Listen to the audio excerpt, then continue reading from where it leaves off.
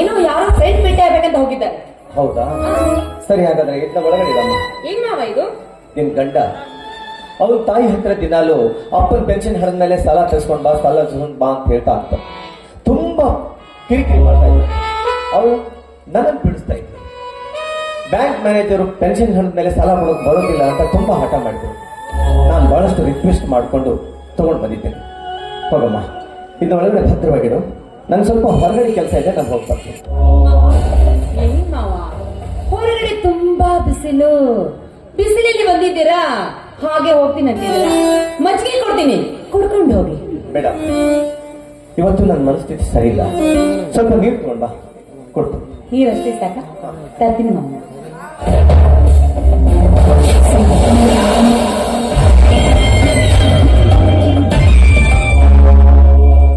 ಹೇ ಭಾರತಾಂಬೆ, ಮಗನಿಗೆ ಜನ್ಮ ನೀಡಿದ ತಪ್ಪಿಗಾಗಿ, ನನ್ನ ಸುಮತಿಯ ಮನಃಶಾಂತಿಗಾಗಿ, ನಿನ್ನ ಸೇವೆ ಮಾಡಿದ ಪ್ರತಿಫಲವಾಗಿ ಬಂದ ಹಣವನ್ನೆಲ್ಲ ಮಗನಿಗೆ ಕೊಟ್ಬಿಟ್ಟೆ.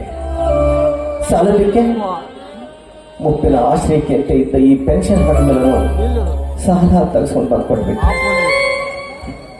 ಈಗ ಈ ಸೈನಿಕನ ಕೈ ಖಾಲಿ ಕೈ ಆಗ್ಬಿಟ್ಟು ಮುಂದೆ ಆ ಭಗವಂತ ಹೇಗೆ ಜೀವನ ನಡೆಸ್ತಾನೋ ಹಾಗೆ. ಶರ್ಮಿಳಾ, ಬೇಗ ನೀರು ತಗೊಂಡಮ್ಮ.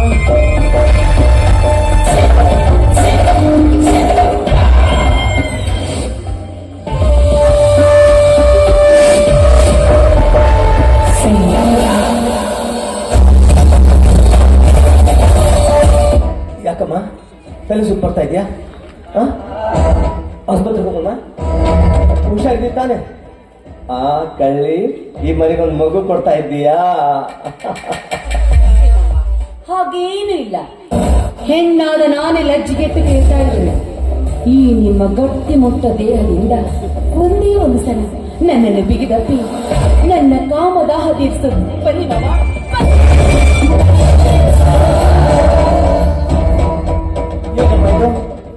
ನಾನು ಕಾಣ್ತಾ ಇರೋದು ಇದೊಂದು ಕೆಟ್ಟ ಕನಸ? ಕನಸಲ್ಲ ಮಾವ, ನೀವು ಒಪ್ಪಿದ್ದೆ ನಿಜವಾದ್ರೆ ಅದನ್ನ ನಾನ್ ನೆನ್ಸ್ ಮಾಡ್ತೀನಿ. ಬನ್ನಿ, ಆ ಮಂಚದ ಮೇಲೆ ಈ ದೇಹವನ್ನು ಆಲಂಗಿಸಿ ಬನ್ನಿ ಮಾವ. ಇಲ್ಲ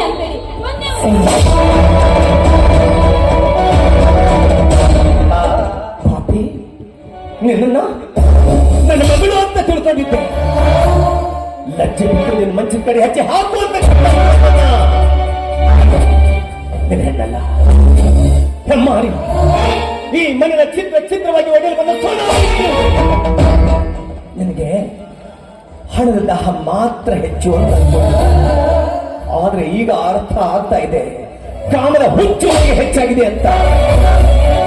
ನೋಡು, ಇದೆಲ್ಲ ಇಷ್ಟಕ್ಕೆ ಮರೆತು ನನ್ನ ಮಗನಿಗೆ ಸರಿಯಾಗಿ ಸಂಸಾರ ಮಾಡ್ಕೊಂಡು ಹೋದ್ರೆ ಸರಿ, ಇಲ್ದೆ ಹೋದ್ರೆ ಈ ಮೇಜರ್ ಸೂರ್ಯನ ಮುಖ ತೋರಿಸ್ಬೇಕಾಗುತ್ತೆ. ಹುಷಾರ್.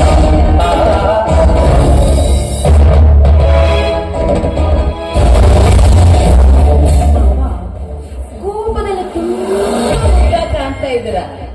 ಹಲೋ, ನನ್ನ ಜೀವನದಲ್ಲಿ ನಾನು ಬಯಸಿದ ಬಿಟ್ಟೆ ಇಲ್ಲ, ಬಿಡೋದು ಇಲ್ಲ. ಅದು ವಸ್ತು ಆದರೂ ಸರಿ, ವ್ಯಕ್ತಿ ಆದರೂ ಸರಿ. ಇವತ್ತು ನನ್ನ ಆಸೆ ಎದುರಿಸಿಕೊಳ್ಳದೆ ಹೋದ್ರೆ ನಾನು ಹೆಣ್ಣೆ ಅಲ್ಲ. ನಿನ್ನ ಕಾಲು ಹಿಡಿದಾದ್ರೂ ಸರಿ, ಕಾಲು ಮುರಿದಾದ್ರೂ ಸರಿ. ಸ್ವಲ್ಪ ಸಮಯ ವ್ಯರ್ಥ ಮಾಡಬೇಡಿ. ಬನ್ನಿ ಮಾವ, ಮಿಲಿಟರಿಯಲ್ಲಿ ಕಸರತ್ತು ಮಾಡಿ ಗಟ್ಟಿ ಮುಟ್ಟಾದ ದೇಹದಿಂದ ಒಂದೇ ಒಂದು ನನ್ನ ಆಸೆ ನೀಡುತ್ತಿಲ್ಲ.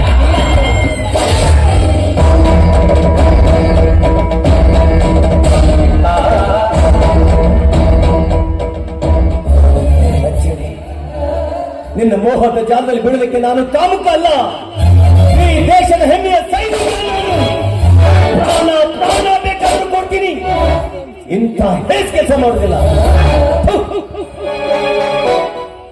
ಇದನ್ನ ಭವ್ಯ ಭಾರತ ದೇಶದ ಸೀತೆ, ಸಾವಿತ್ರಿ, ಮಹಾಸತಿ ಅನಸೂಯ, ಬುದ್ಧ, ಬಸವಣ್ಣ, ಅಂಬೇಡ್ಕರ್, ಭಗತ್ ಸಿಂಗ್, ಕರ್ನಲ್, ಕಾರ್ಯ ಭವ್ಯ ಭಾರತವಿದು.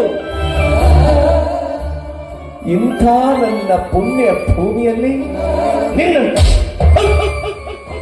ನನ್ನ ಸೊಸೆಯಾಗಿ ಬರೋದಕ್ಕೆ ವಾಕರಿಕೆ ಆಗ್ತಾ ಇದೆ ನನಗೆ, ವಾಕರಿಕೆ ಆಗ್ತಾ ಇದೆ. ಮಾವ, ಪುಣ್ಯ ಭೂಮಿ. ಈ ನಿಮ್ಮ ಪುಣ್ಯ ಭೂಮಿಯಲ್ಲಿ ಕೃಷ್ಣನಷ್ಟೇ ಹುಟ್ಟಿಲ್ಲ, ರಾವಣ, ಕೀಚಕ, ವೀರಪ್ಪನ್, ನಿತ್ಯಾನಂದ ಸ್ವಾಮಿ ಕೂಡ ಇದೇ ಪುಣ್ಯ ಭೂಮಿಯಲ್ಲಿ ಹುಟ್ಟಿದ್ರು. ಈ ಜಗತ್ತಿನೆದುರು ಅಣ್ಣ ತಂಗಿಯಂತೆ ಸೋಗು ಹಾಕಿ ತಂಗಿಯೊಂದಿಗೆ ತಮ್ಮ ಕಾಮ ಕೃಷಿ ತೀರಿಸಿಕೊಳ್ಳುವ ಗಂಡ ಸೃಷ್ಟಿ ಇಲ್ಲ ಈ ನಿಮ್ಮ ಪುಣ್ಯ ಭೂಮಿಯಲ್ಲಿ. ಅಣ್ಣನ ಹೆಂಡತಿ ಅತ್ತಿಗೆ ಅಂದ್ರೆ ಹೆತ್ತ ತಾಯಿಯ ಸಮಾನ. ಅಣ್ಣನಿಗೆ ವಿಷ ಹಾಕಿ ಕೊಂದು ಅತ್ತಿಗೆ ಒಂದಿಗೆ ತಮ್ಮ ಕಾಮದಾಹ ತೀರಿಸಿಕೊಳ್ಳುವ ನೀಚ ಗಂಡ ಸೃಷ್ಟಿ ಇಲ್ಲ ಈ ನಿಮ್ಮ ಪುಣ್ಯ ಭೂಮಿಯಲ್ಲಿ.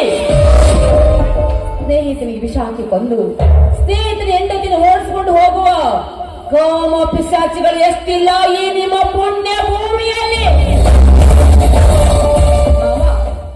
ನಿಮ್ಮ ಪುಣ್ಯ ಭೂಮಿ ಕತಿ ಸಾಕೋ ಅಥವಾ ಇನ್ನು ಬೇಕು?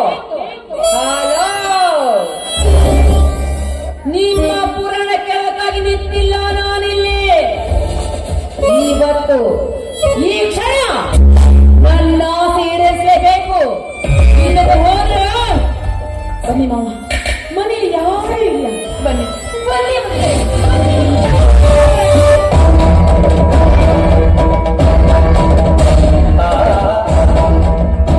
ಹುಚ್ಚು ನಾಯಿ, ಹುಚ್ಚೆ ಬಾಯ್ನ. ನನಗೆ ಅಣ್ಣ, ತಮ್ಮ, ಮೈದುನ, ಮಾವ ಈ ಸಂಬಂಧಗಳ ಅರ್ಥವೇ ಗೊತ್ತಿಲ್ಲ. ಹುಚ್ಚು ನಾಯಿ ನೀನು. ಇನ್ನೊಂದು ಕ್ಷಣ ಈ ಮನೆಯಲ್ಲಿ ನೀನು ಕುಡಿದು ಗೆಟ್ ಔಟ್, ಗೆಟ್ ಔಟ್.